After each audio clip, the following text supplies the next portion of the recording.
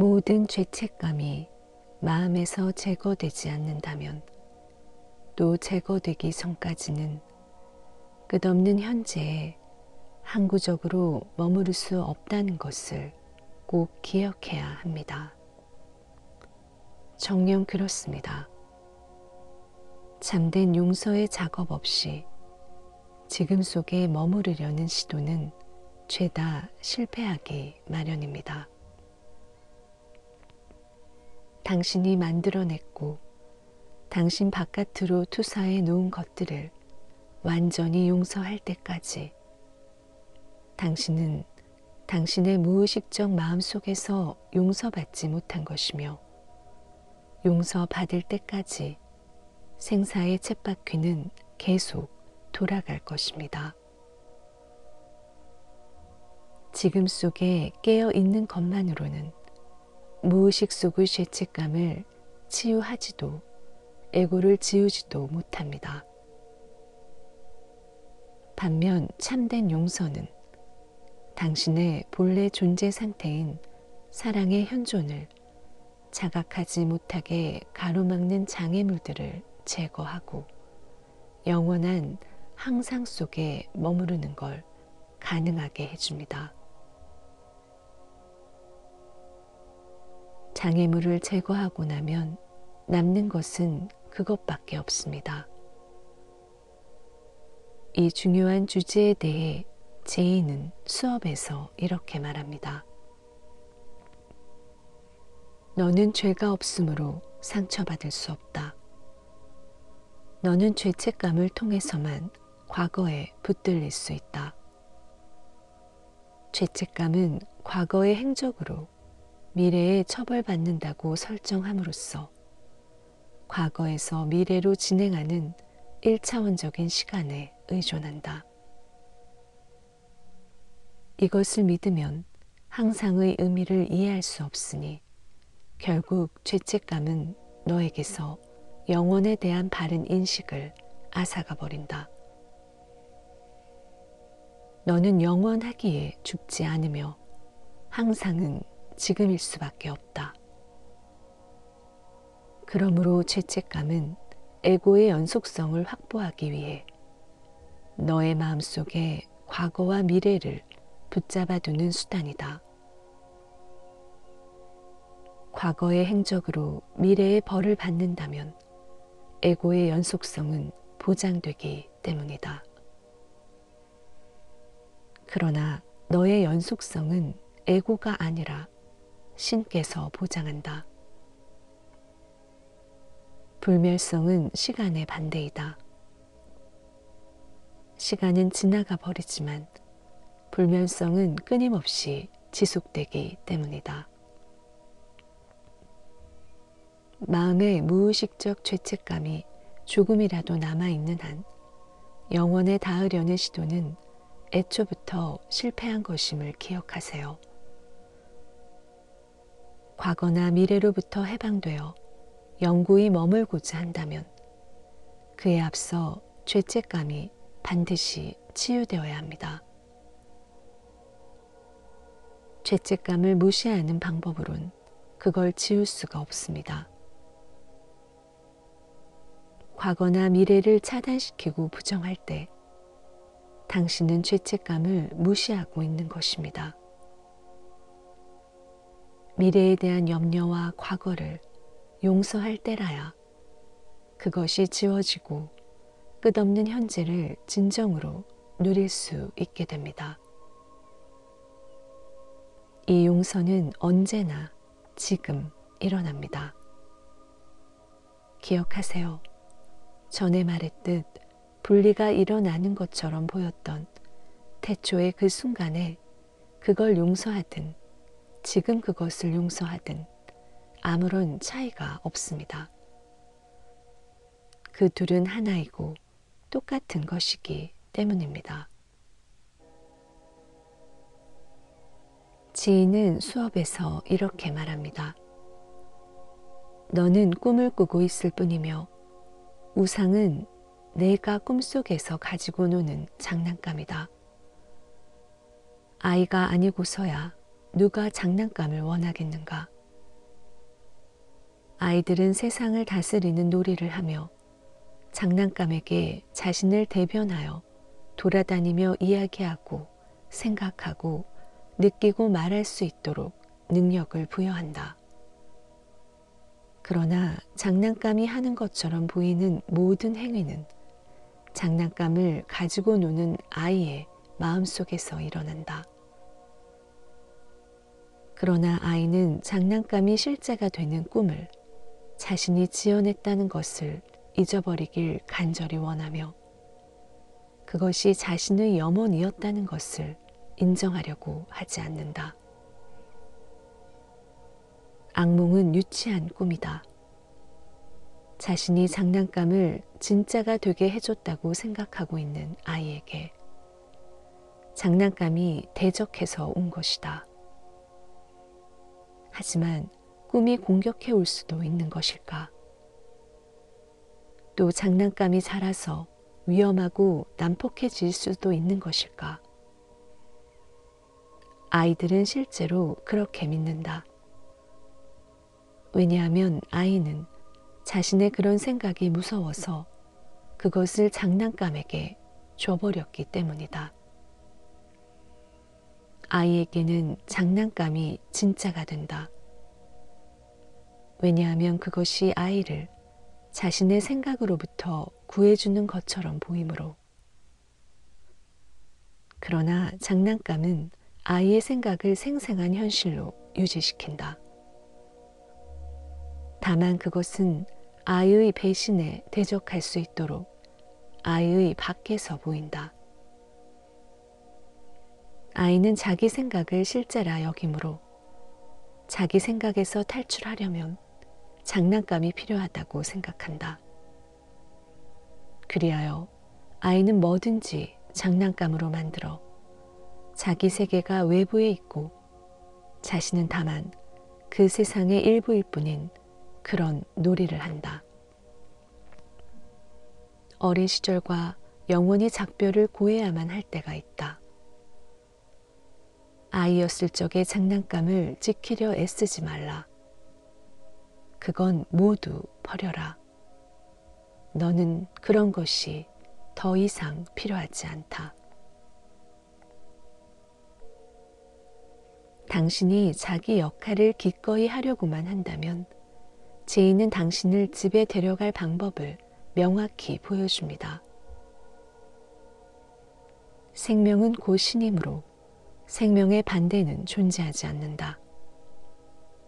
생명과 죽음이 반대처럼 보이는 것은 내가 죽음이 생명을 끝낸다고 판결했기 때문이다. 세상을 용서하라. 그러면 너는 신이 창조한 것에는 끝이 있을 수 없고 신이 창조하지 않은 것은 실제가 아니라는 것을 이해하리라. 이 한 문장 속에 우리의 수업이 설명되어 있다. 이 한 문장 속에 한 방향만이 주어진 우리의 연습이 있다. 이 한 문장 속에 성령의 전체 교육 과정이 정확하게 그대로 명기되어 있다. 당신이 깨어날 수 있는 방법이란 세상을 용서하는 것입니다. 당신이 결코 천국을 떠난 적이 없다는 것을, 그리고 신이 당신을 창조하신 그대로, 즉 완벽한 영으로 그대로 남아있다는 것을 깨닫는 방법이란 바로 세상을 용서하는 것입니다. 제인은 수업에서 그의 가르침이 단순하고 시종일관하다는 것을 다음과 같이 다시 한번 상기시켜 줍니다. 너는 신이 창조한 그대로이다. 이 한 가지를 제외한 나머지를 믿는 건 어리석다. 이 하나의 생각으로서 모두가 해방된다. 이 하나의 진리 속에서 모든 것은 환영에서 사라진다. 이 하나의 사실에서 죄 없음이 모든 것의 영원한 일부이며 그 존재의 핵심이며 불멸성의 보증임이 선포된다. 하지만 이러한 경험으로 인도해주는 용서는 결과의 수준이 아니라 원인의 수준에서 행해야 한다는 것을 항상 기억하세요. 세상에서 할 일을 해나가더라도 결과가 아니라 원인에 초점을 두는 것, 이것이 가장 중요한 일입니다. 이것은 눈에 보이지 않는 변화이지만 우주에서 가장 큰 변화요, 실질적인 효과를 가져오는 유일한 변화입니다. 누군가가 나를 뚜껑 열리게 하는 것처럼 보일 때 사실 거기에는 어떤 목적이 감춰져 있습니다. 천국, 곧 모든 것을 버린 대가로 곧 죽음밖에 못 얻는 어리석음을 내 안에서가 아니라 상대방에게서 찾아내려는 것이 목적인 것입니다. 당신은 잠에 빠져 꿈을 꾸기 시작한 것입니다. 에고에게 귀를 기울이는 대신 신에 대한 기억, 즉 성령의 귀를 기울임으로써 깨어날 준비가 되었을 때 당신은 깨어날 것입니다. 그 꿈은 당신의 꿈이기 때문에 당신을 꿈에서 깨울 수 있는 자는 당신밖에 없습니다. 성령이란 사실은 당신의 상위 자아입니다. 신이 성령을 보낸 것이 아니라는 점을 기억하세요. 그는 항상 당신과 함께 있었어요. 다시 한번 말하지만 꿈을 신이 창조했고 또 신이 당신을 꿈에서 깨울 수 있었다고 한다면 꿈은 사실이 되어버리겠죠. 외부의 힘에 의해서 당신에게 가해지는 어떠한 현실이 되어버렸을 것입니다. 그런데 사실은 그렇지 않아요. 신은 여전히 완벽한 사랑이고 당신이 해야 할 일이란 깨어나서 당신이 정말로 있는 그곳을 자각하는 것입니다. 꿈은 꿈일 뿐 실제의 결함이 아닙니다. 신은 꿈을 창조하지 않았습니다. 당신은 자신의 꿈속에다 자신을 지어냈습니다. 그러고 나면 당신에게 꿈은 사실처럼 보이기 때문에 이제 당신은 신은 왜 이 꿈을 만들었지? 왜 신은 내가 이런 꿈을 꾸게 하지? 라고 묻는 것입니다. 이 둘에 대해 답하자면 신은 그런 적이 없다는 것이고 꿈은 실제로 일어나는 일이 아니라는 것입니다. 그러므로 어떻게 해서 꿈이 존재하게 되었는지를 묻는 건 부질없는 일입니다. 꿈은 존재한 적이 없기 때문입니다. 그저 꿈은 존재하지 않을 뿐입니다. 망상에서 깨어나면 망상은 그저 사라지고 당신은 본래의 삶, 진정한 생명을 계속 이어갑니다. 이에 대해 제인은 이렇게 말합니다.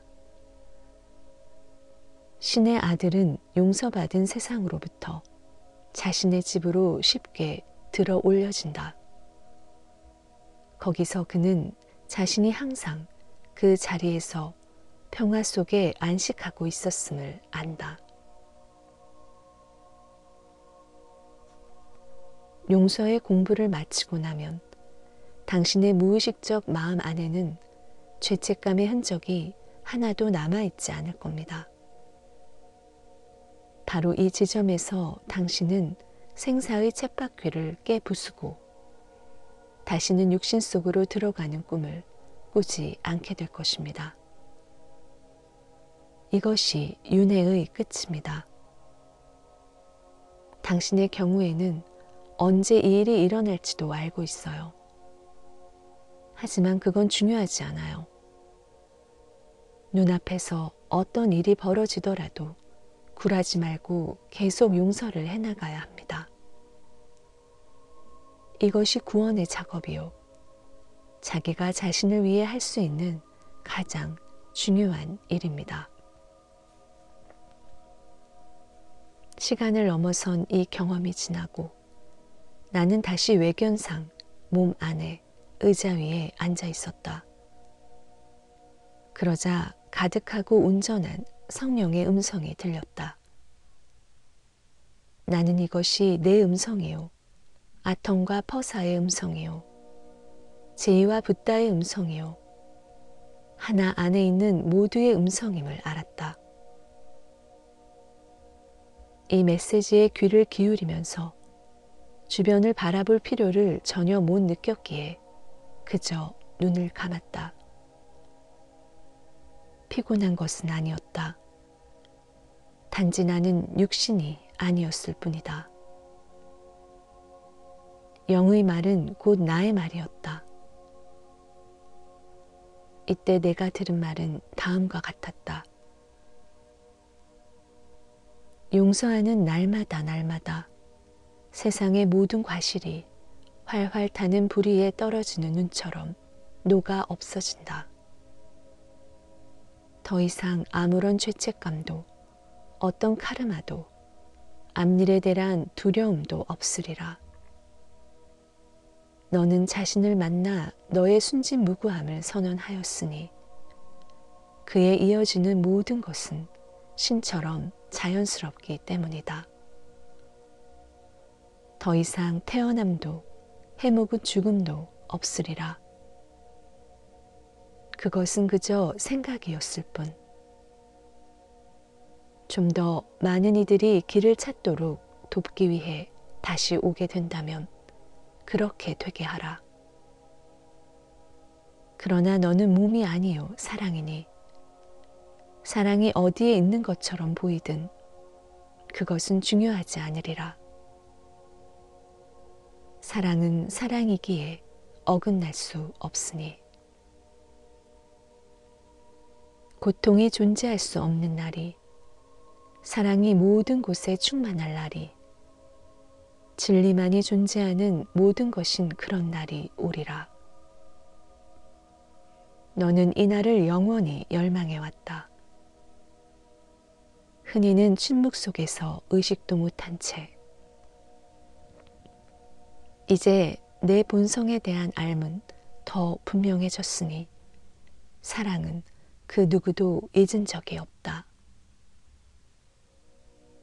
진리를 대변하는 음성을 가리는 구슬픈 곡조 대신 영의 노래를 세상이 부를 날이 오리라. 용서할 것이 아무것도 남아있지 않을 날이, 내 형제 자매와 함께 마땅히 축하해야 할 그 날이 오리라.